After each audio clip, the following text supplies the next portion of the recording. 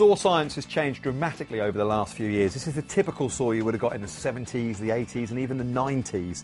You would have found it would have been about 2 feet long, normally a wooden handle which is bolted through, and you would have found that you had to sharpen it at least once a week, which isn't great.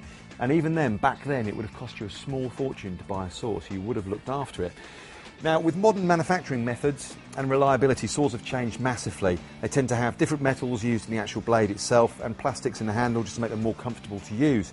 This is a toolbox saw coming in at 15 inches, and this is where it gets a little bit interesting. The two other main sizes of saw are 20-inch and 22-inch, which we see here. Now, a 20-inch one is what I'm used to, and it's a saw that frequents the south of England, whereas the 22-inch will be used from the Midlands up to the north and in Ireland. I don't know why, that's just the way it is. When it comes to the blade technology, this is where the biggest advances have come. On this one here, it gives you a full rundown of exactly what you've got in the saw. So, for instance, here we have 22 inches, which is the length of the saw, 550 millimetres. 7 TPI.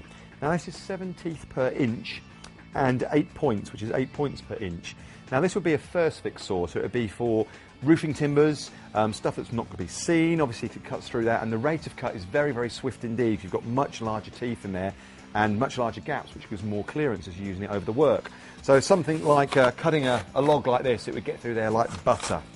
Moving on to what I'd call a fine finish or a finish saw, you'd find that the numbers that you have here will be a lot higher, so 11 TPI and 12 points. That's 11 teeth per inch and 12 points. And again, this is a 22-inch saw. This is one that we've robbed from the north. But this is the kind of thing that you would use for finish work, so a bit of skirting, a bit of architraves, or perhaps a little bit of tongue groove paint. Now, there are some minor differences between these Stanley saws that we've got here. This one here is a double ground saw, and you can see it's got 1 and 2 written there just by the point, which means it's been sharpened on 2 sides of the point. Now, this saw obviously just cuts when you're pushing it. Now, these saws here, the Stanley saw and the Stanley Fatmax saw, are slightly different, because these are triple ground. So you'll find that the blade is actually sharpened on 3 surfaces, so as well as cutting on the push, when you return the blade, it also cuts as well. The makeup of the saws, obviously it's the metal saw. You've got a bioplastic handle here, which is bolted to the blade on the Stanley saw.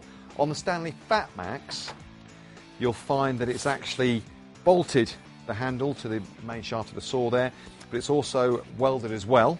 And all the teeth on the Fatmax range are induction hardened to make them last a lot longer. Now, all of the saws mentioned here are universal, so they actually cut with the grain, so if you're cutting down a piece of wood like that, or across the grain. True universal saws. It's not only on the Stanley Fatmax panel saw that you get the triple ground induction hardened teeth, you also get them on the full range of our specialist saws.